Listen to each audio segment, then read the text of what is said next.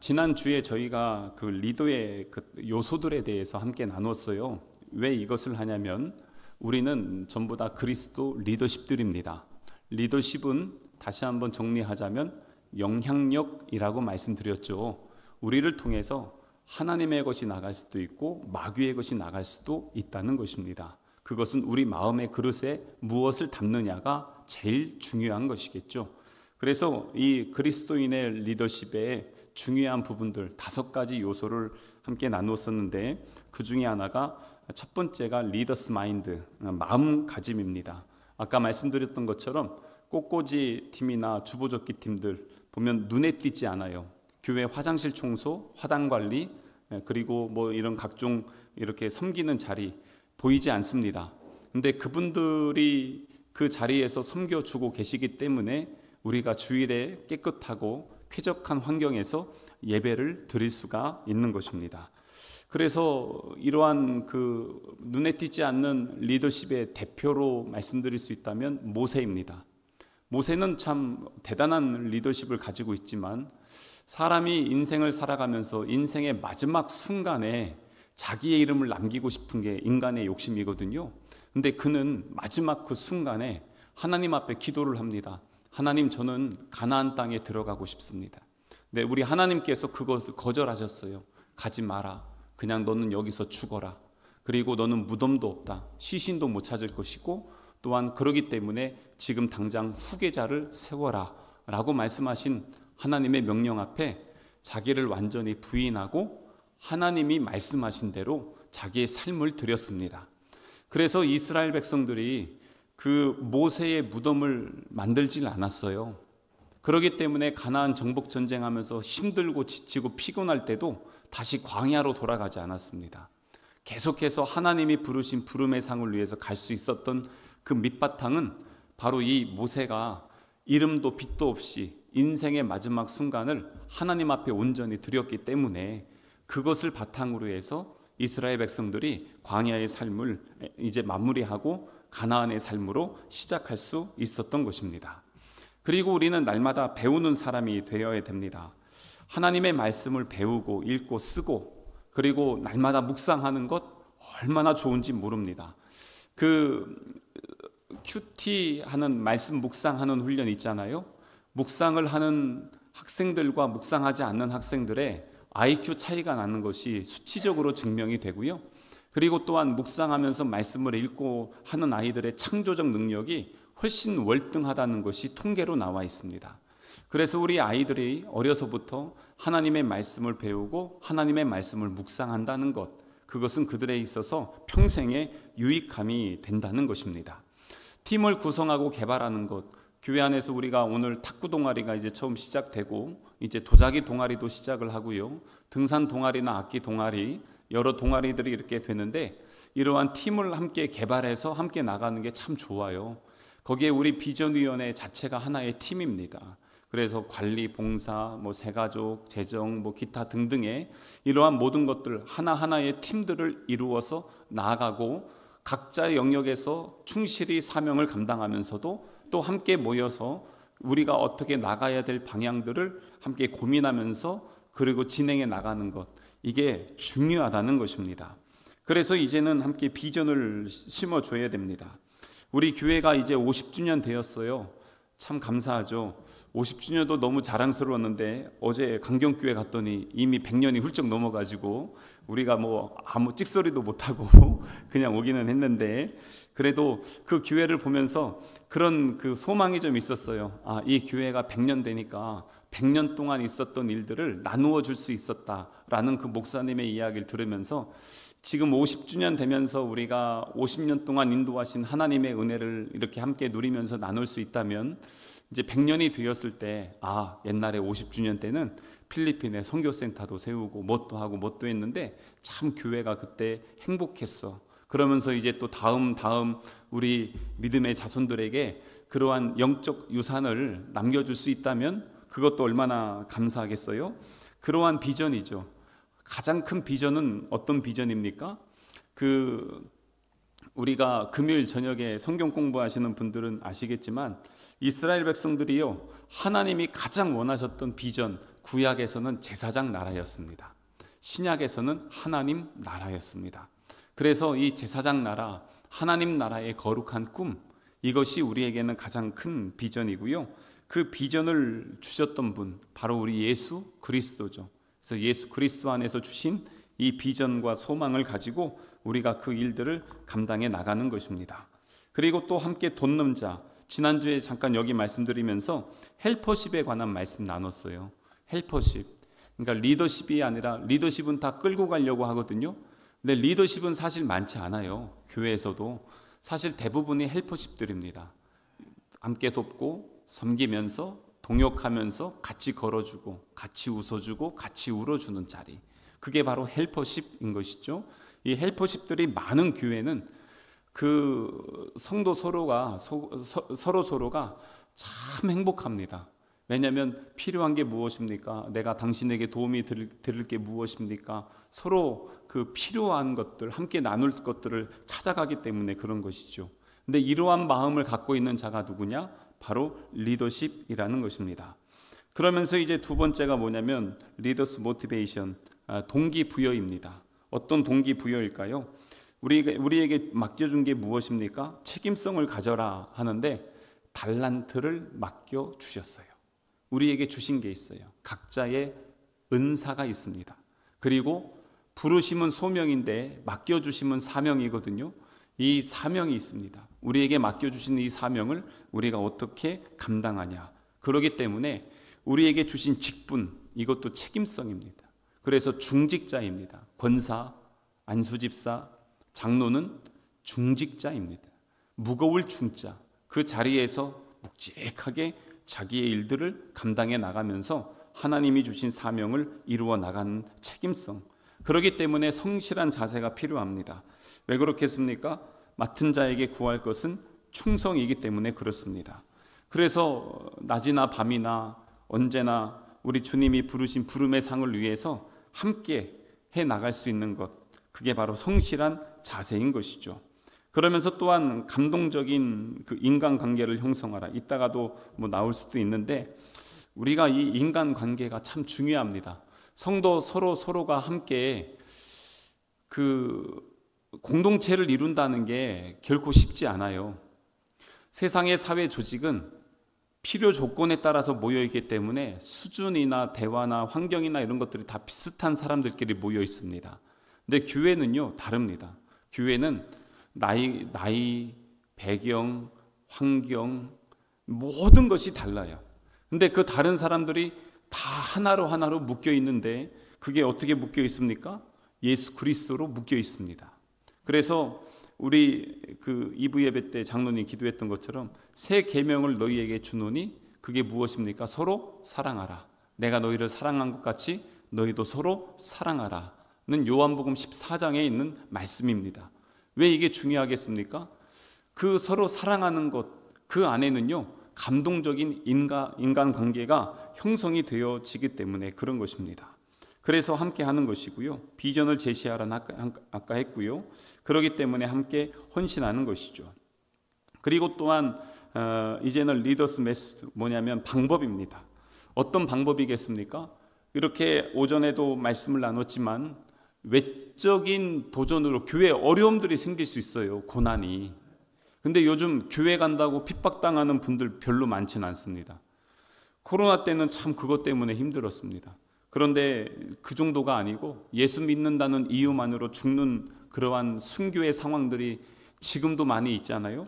그런데 그것보다 참 마귀가 그렇게 했더니 뭐가 되냐면 성도들이 막 안에서 똘똘 뭉쳐서 함께 견디면서 그것을 극복해 나가는 거예요.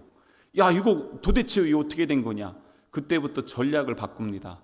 먼저 주는 게 뭐냐면 게으름을 줍니다. 영적인 게으름. 나중에 하지. 말씀 읽고 묵상하고 쓰고 하는 이것들, 에이 다른 사람도 하는데 나는 안 해도 되지. 이러면서 이제는 영적인 게으름을 줍니다. 예수님이 새벽을 깨워 기도하라. 아유 나는요 잠이 많아요. 바빠요. 이렇게 하면서 이제는 그 안에서 먼저는 영적 게으름을 줘요. 이게 자꾸 사람들이 무너지게 하는 것입니다. 또 하나는 뭐냐면 교만한 마음을 줍니다. 교만함이 어떻게 됩니까? 다른 사람과 비교하는 것입니다. 비교라면 어떻게 됩니까? 내가 저 사람보단 이게 나아. 내가 그래도 이거는 괜찮지.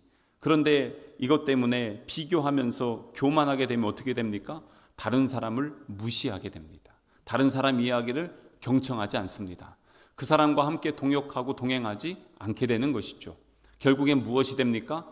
교회 안에서 그것 때문에 분쟁이 일어나게 되는 것입니다. 이러한 분쟁들은요, 어디에나 있어요. 왜냐하면 그 성도들을 만나서 이야기를 들어보면 회의를 하잖아요. 어느 회의를 가든 제가 꼭 느끼는 게 있어요. 뭘 느끼냐면 이분들이 얘기하는 내용은 다 똑같아요. 뭐냐면 교회를 다 사랑해요. 얼마나 사랑하시는지 몰라요. 게다가 하나님도 사랑해요. 그런데 하나님도 사랑하고 교회도 사랑하는데 왜 분쟁이 있냐면 사랑하는 방식이 달라요. 사랑하는 태도가 달라요. 그러다 보니까 나와 저 사람은 다르다는 거예요. 똑같이 얘기 들어보면, 제가 중간에서 이렇게 들어보면 말은 똑같은데 듣는 내용이 달라지는 거예요. 그러다 보니까 서로의 이해가 달라요. 그러다 보니까 가끔씩은 그것 때문에 무시하게 되고 상처를 받게 되고 분쟁하게 되는 것을 보게 되는 것입니다. 기독교 연합회나 이런 각종 회의하잖아요. 교단의 장들만 모이잖아요. 그래서 이렇게 모여서 회의를 하다 보면은 교단들도 다 똑같아요. 목사님들도 보면은 다 똑같은 얘기합니다. 하나님 미워하는 목사 있습니까? 하나님 충성하지 않는 목사 있습니까? 안 그렇거든요. 그런데 내용은 다 똑같은데요, 의미들이 달라요. 특히 우리 기독교는 교리 자체가 그래요. 교리 자체가 뭐냐면 천국 아니면 지옥이에요. 선 아니면 악이에요. 빛 아니면 어둠이에요. 중간에 회색지대가 없어요. 그러다 보니까 어떻게 되냐면 이게 진리면 나머지는 다 거짓이라고 해요. 근데 이게 뭐가 되냐면, 이게 복음은 예수님으로 하면 다 맞는데 이것을 어디에다가 교묘하게 적용하냐면 자기에게 적용해요. 내 말은 맞고 다른 사람은 틀리다. 이렇게 가요. 이때부터는 이상하게 가는 거예요. 그 자기 말만 맞대요. 자기 말만 들어달래요. 그런데 그러면 어떻습니까? 다른 사람 존중합니까? 왜요? 저 사람은 틀린 건데. 존중하겠어요? 존중 안 하죠. 나를 인정하고 나를 높이고, 이게 다 무엇입니까? 이게 교만입니다. 근데 이게 영적 교만이 되면 어떻게 됩니까? 정죄하기 시작하고 판단하기 시작하고 남을 죽이게 되는 것입니다. 결국 이게 교회의 분쟁이 되는 것이에요. 그래서 교회 안에 이런 많은 문제들, 초대 교회 문제들을 보면은 다음 주에도 이제 그런 문제가 나오거든요. 구제하여, 좋은 일이잖아요. 구제하면서 나누고 섬기는 일을 해요. 근데 그것 때문에 교회에서 싸워요. 그래서 전에 그 옆에 교회 홍성 이춘호 목사님 우리 교회 오셔가지고 그 교회에서 주방 권사님들이 싸우셔서 두 파로 나눠졌다고 하잖아요. 근데 나눈 이유가 뭡니까? 들기름파랑 참기름파로 나눠져가지고 들기름을 넣어야 된다, 아니 참기름 넣어야 된다. 이게 복음하고 뭔 상관이에요? 어떨 땐 들기름 먹어도 되고 어떨 땐 올리브유 넣어도 돼요. 그게 그렇게 중요합니까? 근데 그거 가지고 나는 꼭 이걸 먹어야 된다라고 그거 자기 주장하는 거죠. 그게 뭡니까? 내 방식대로 하라는 거예요. 근데 그 마음 깊은 곳에 뭐가 있습니까? 교만함이 있는 거예요. 왜 내 뜻대로 안 하냐는 것이죠. 상처받는 사람들은 다 이런 걸로 상처받습니다. 자기 주장이 끝까지 관철됐다고 해서 은혜 받았다고 생각하지 마세요. 그것 때문에 상처받는 사람 생길 수 있습니다.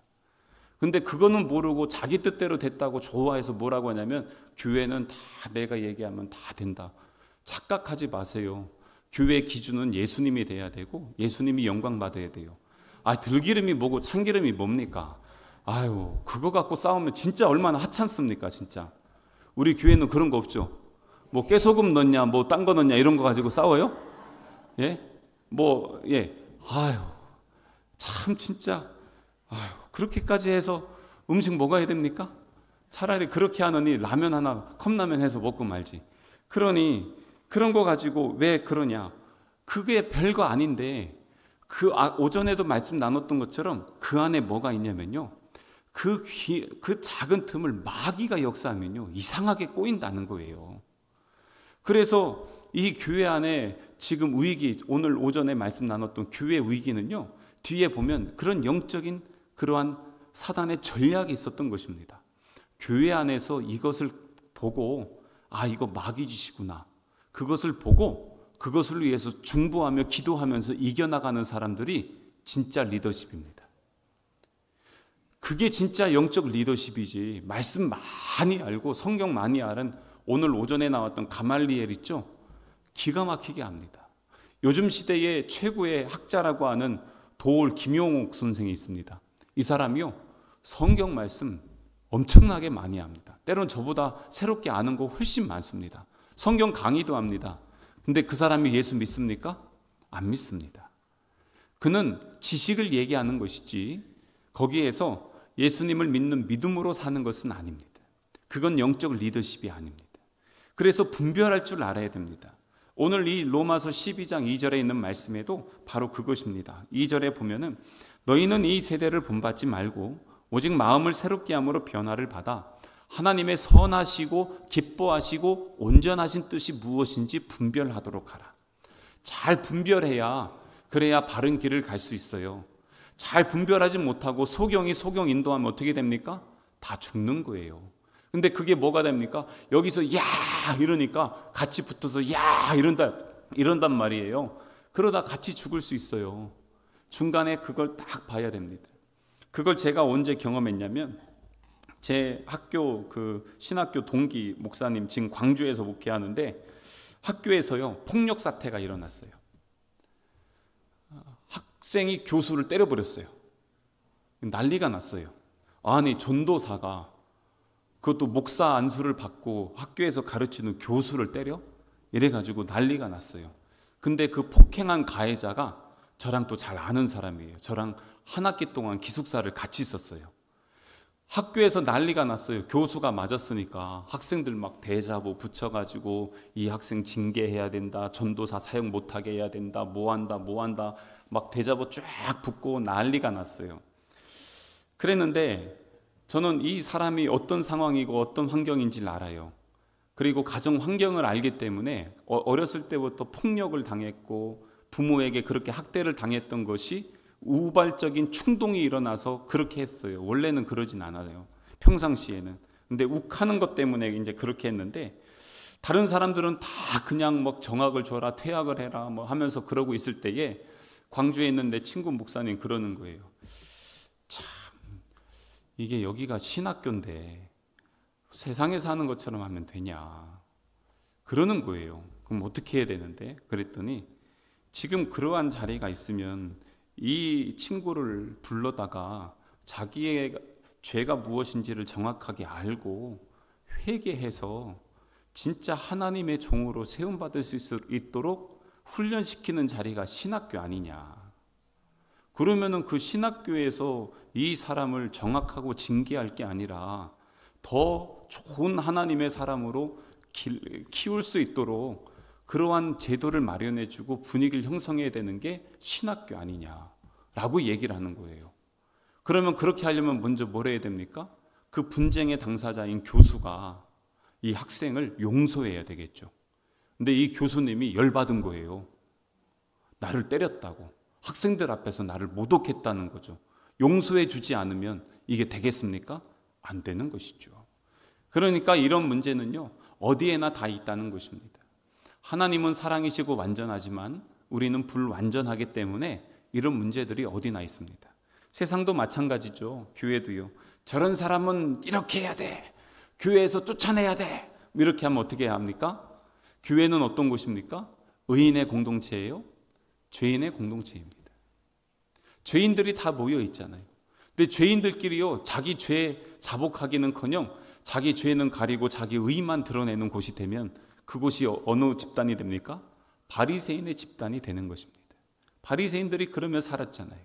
그러면은 교회는 정죄하는 곳입니까? 사람을 살리는 곳입니까? 그게 참 근데 쉽지 않아요. 한 영혼 살리는 거요. 정말 어떨 때는요, 죽을 듯이 힘들고 어떨 때는 내 자존심을 완전히 뭉개야 그때 그 자리에서 하나님의 꽃이 피어져가는 경험들을 하는 걸 많이 경험하셨을 것입니다. 결코 쉽지 않습니다. 그런데 그러한 상황이 있을 때 영적 리더십들은요, 그것을 먼저 분별할 줄 아는 거예요. 야, 이거 잘못됐다. 야, 이거는 마귀 역사다. 그러면은 하나님으로 가요. 예수님으로 가요. 그리고 성령님의 이끄심으로 가는 거죠. 그러면서 나아갈 때 분쟁의 역사가 끝나고 거기에서 하나님의 사랑의 꽃이 피기 시작하는 것입니다. 그걸 위해서 계속해서 밭을 가는 작업이 무엇입니까? 그게 예배예요. 예배 나올 때마다 내 마음에 지금 여기 마음의 밭에 여기 돌뿌리가 있네. 여기는 뭐가 있네. 막 죄가 드러나는 것이죠. 그것을 날마다 어떻게 합니까? 가는 것. 내 영혼을 갈아서 예수님으로, 은혜로, 사랑으로 계속 세워지는 것. 그게 바로 주님이 걸어가신 길이고 우리가 가야 될 길인 것입니다. 분쟁이 있으면 거기에 마지막에 뭘로 나타나야 되냐면 예수님으로 열매가 맺히면 그 분쟁은요 합력하여 선을 이루게 되는 도구가 되는데, 분쟁해가지고 나누어지게 되면 어떻게 됩니까? 결국에는 하나님의 영광을 가리우고 우리도 마귀의 종로로 타게 되는 것입니다. 그래서 그런 것들을 늘 분별해야 되는 것이죠. 저도 연약하고 우리 모두도 연약해요. 그렇기 때문에 우리의 연약함을 서로 들추게 되면 어떻게 됩니까? 그러면 그 안에서 우리의 그 연약함과 죄된 것들이 자꾸 드러나게 됩니다. 드러날 수는 있습니다. 하지만 그것이 마귀에게 도구가 되는 것은 결코 허용하면 안 되는 것입니다. 그게 리더십들의 사명인 것입니다. 그래서 섬기는 자리에 있어야 됩니다.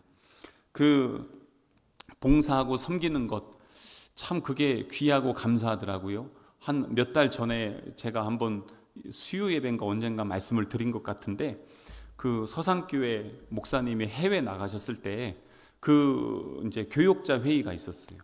근데 목사님이 안 계신데 장로님이 그 모든 것을 다 주관하시는 거예요. 우리 목사님들도 오시고 교제도 하는데 어떻게 하냐면 식사를 하러 갔어요. 근데 이 장로님 식사를 안 하세요. 뭐 하냐면 계속 왔다 갔다 해요. 목사님 뭐 필요한 거 없습니까? 목사님 뭐 부족한 거 없습니까? 목사님 뭐 어떻게 하면 좋겠어요? 어떤 거 어떻게 해드릴까요? 계속 그러면서 옆에서 섬겨주시는 거예요. 그렇게 섬겨주시니까 그러니까 저희가 너무 황송하더라고요. 죄송하기도 하고 그러면서도 너무 감사했어요. 이름교회 순복음교회를 가서 거기에서 이제 회의를 하고, 그 교회에서는 떡국을요 얼마나 맛있게 끓여 주시는지 제가 여태까지 먹어본 떡국 중에 두 손가락 안에 드는 데가 여기 이름교회 떡국이에요. 그런데 이 교회가 떡국을 만드는데 어떤 식으로 하냐면 딱 들어가잖아요. 그 식당에 딱 들어가면은 안내팀이 딱 서가지고 겨울이면요 우리 코트 있잖아요. 딱 벗어다가 받아주는 분이 계셔요. 그리고 거기에다가 그 번호표 있잖아요. 번호표를 옷에다가 딱 붙여가지고 옷걸이에다가 딱 걸어서 옆에다가 쫙 놔요. 그리고 밥 먹을 때까지 다 있다가 끝나고 나면서 목사님들 나가실 때 몇 번이냐 가면은 딱 이렇게 해서 해가지고 옷까지 다 갖다 줘요. 먹는 서비스뿐만 아니고요, 옷 하나 입는 거 벗는 것까지도 처음부터 끝까지 다 섬겨줘요. 그게 새가족이 오면 그렇게 해요. 새가족이 오면은 들어올 때부터 밥 먹을 때까지 그리고 나갈 때까지 호텔에서 받는 그 종업원들에게 서비스 받는 것보다 이름교회 가서 성도들에게 받는 서비스가요 최소 3배 이상 괜찮아요.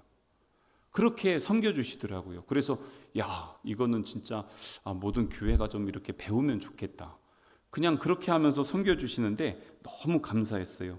근데 그 자리에 있는데 이분들이 그렇다고 해서 무표정한 얼굴이 아니에요. 항상 이렇게 밝은 미소로 섬겨주고, 그 다음에 손님들이 와서 다 먹고 나서 정리될 때까지 본 다음에 자기들 식사가 시작이 돼요. 우리 선교 가신 분들 늘 경험하잖아요. 선교지 가면 어떻습니까? 선교팀들이 다 먹을 때까지 현지인들 안 먹고 기다려주잖아요. 그러고 있다가 나중에 우리가 이제 어느 정도 정리가 되면 당신들 그때부터 식사하잖아요. 그것처럼 그렇게 해주시는데 감사하더라고요. 섬기는 거 결코 쉽지 않아요. 내가 조금 손해볼 때도 있고 늦어질 때도 있고 희생해야 될 때가 있어요. 그런데 그것을 통해서 누가 드러납니까? 예수님이 드러나는 거예요. 영적 리더십은 이렇게 예수님을 나타낼 수 있는 것입니다. 그래서 세 번째가 뭐냐면 사람들이 빛을 발할 수 있도록 세워주는 것입니다. 이게 뭐냐면 사람을 세우는 사람이죠. 그 한 영혼을 세워나가는 것입니다. 그러기 위해서 어떻게 합니까? 저나 우리 여기 영적 리더십들에게는요 그 영적 본을 좀 보여주면 좋겠어요. 감동적인 아까 인간관계였는데 그것들을 통해서 함께 세워져 나가는 것.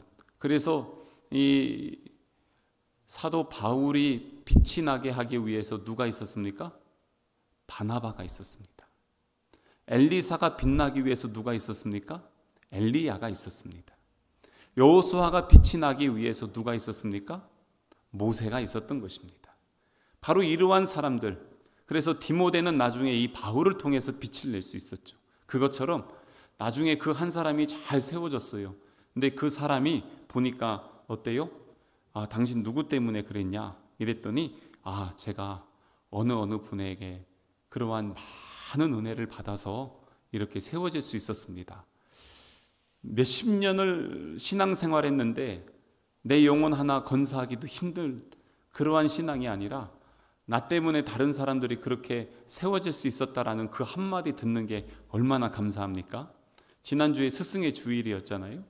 어느 우리 페이스북에 한 목사님이 10몇 년 전에, 그러니까 14년 전에 함께 그 신앙생활했던 청년들이 문자를 보내온 거예요. 편지와 함께. 목사님, 그때에 성경 공부하면서 같이 이렇게 했던 것들, 그렇게 했던 것들이 지금의 저희들 만들어 주셨어요.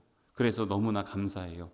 그래서 언제 한번 꼭 만났으면 좋겠어요 하면서 그렇게 해주는데요, 그 이야기를 듣는데 너무 감동이 되는 거예요. 얼마나 감사한지 몰라요.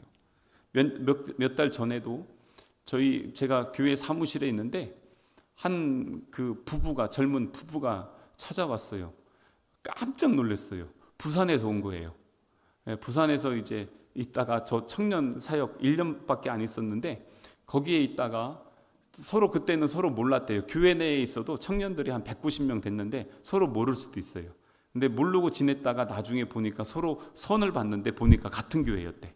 그래서 같이 결혼을 한 거예요. 그래가지고 이제 이쪽 지역에 이렇게 그러다가 여기 저희 김강호 목사님 계시는데 한번 가보자. 그리고 나서 찾아온 거예요. 근데 찾아온 마음도 참 좋았는데요, 제가 진짜 감동받았어요. 1년밖에 안 있어서 제가 가장 죄송하고 가장 미안한 부서 중에 하나가 부산에 있는 청년부였어요. 그때 이제 여기 이제 확정은 돼서 여기는 와야 되는데 거기는 또 거기 나름대로의 좀 문제가 있었거든요. 그걸 정리하고 해결하고 와야 되는데 사실 그걸 못해서 사후 1년 AS 서비스를 계속하고 있었거든요. 그러면서 하고 있었는데 근데 이렇게 해주니까 너무 감사했어요.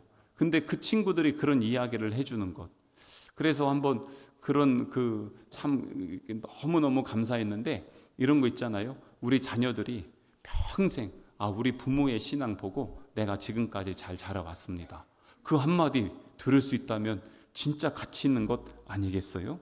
그래서 네 번째가 뭐냐면 자신을 닮은 자를 만나라는 것입니다.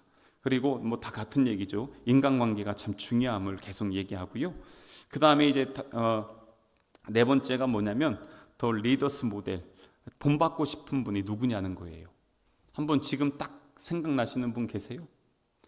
내가 진짜 저분의 신앙생활 한번 정말 닮아가고 싶다.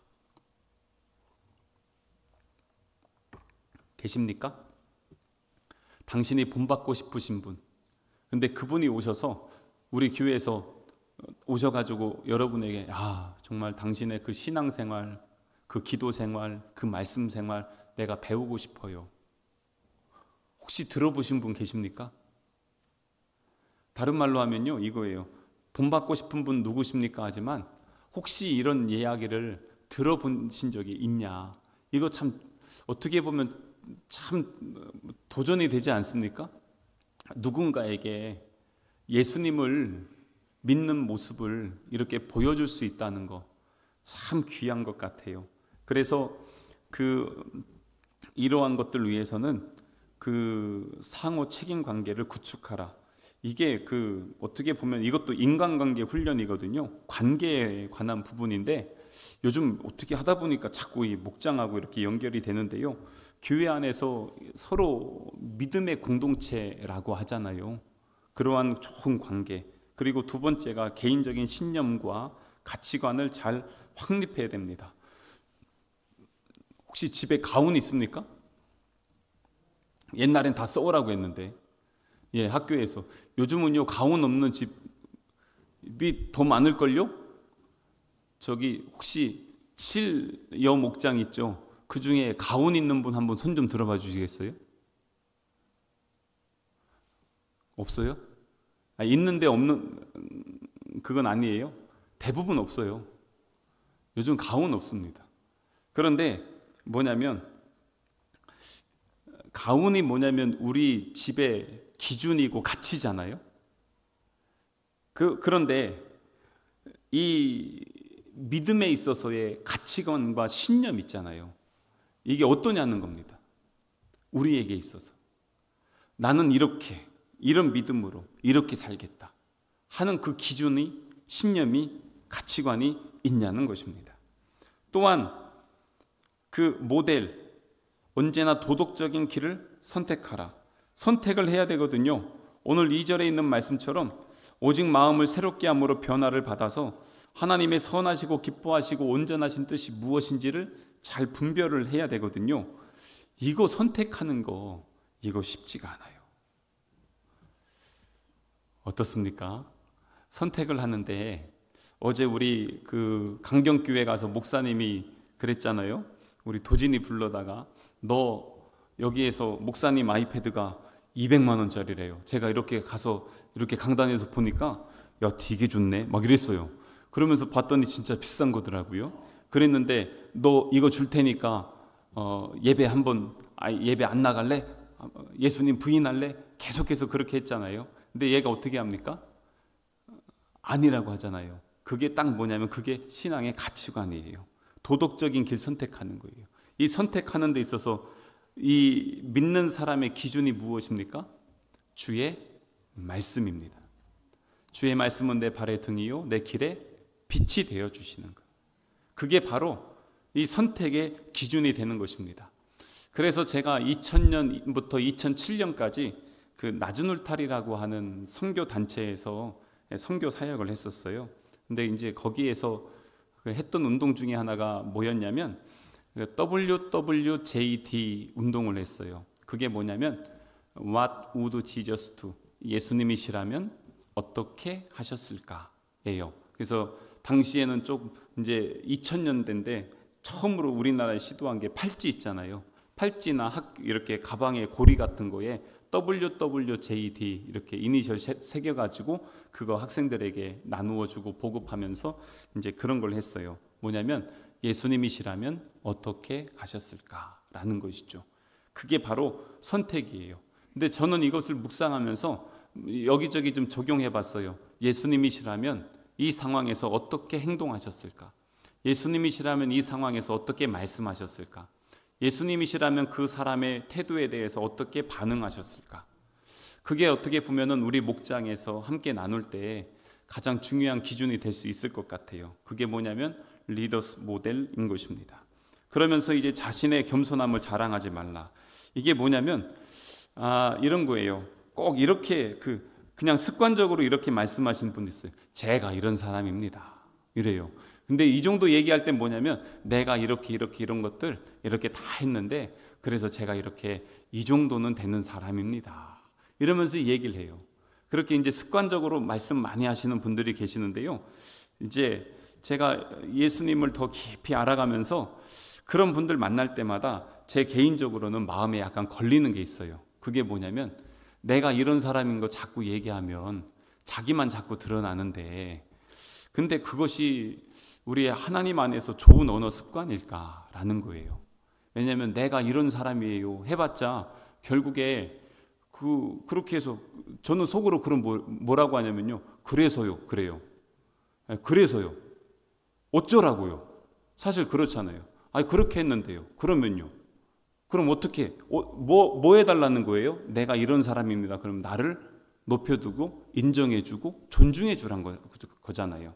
그런데 진짜 리더십들, 영적 리더십 세상에선 다 그렇게 얘기해요. 내가 할 수 있습니다. 뭐 이러면서 다 하지만 그리스도 안에서는 내가 이런 사람이 아니라 나를 통해서 누가 자꾸 드러나야 돼요? 예수님이 드러나야 되잖아요.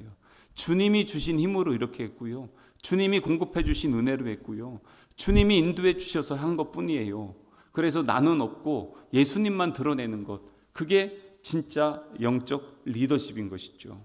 그래서 그렇게 하는 게 마지막까지 참 쉽지가 않아요. 끝까지 인내하는 거. 이 인내의 자리 쉽지 않지만, 그렇지만 주님이 우리에게 허락해 주신 자리이고 직분이고 사명이라면 그 자리에서 묵직하게, 아까 말씀드린 중직자는요, 가운데 중자가 돼서 왔다 갔다 이렇게 하는 게 아니라 무거울 중자예요. 그 자리에서 하나님이 주신 것, 사명을 지키는 것, 그게 바로 중직자라는 것을 기억하면서 우리 오후 예배에 참석하신 우리 모든 성난 가족들이 영적 리더십을 잘 세우셔서 우리 교회의 기둥 같은 일꾼들로 50주년을 넘어서 100주년 될 때까지 하나님의 부름의 상을 위해서 함께 달려나갈 수 있는 우리 성난 가족 되시기를 주님의 이름으로 축복합니다.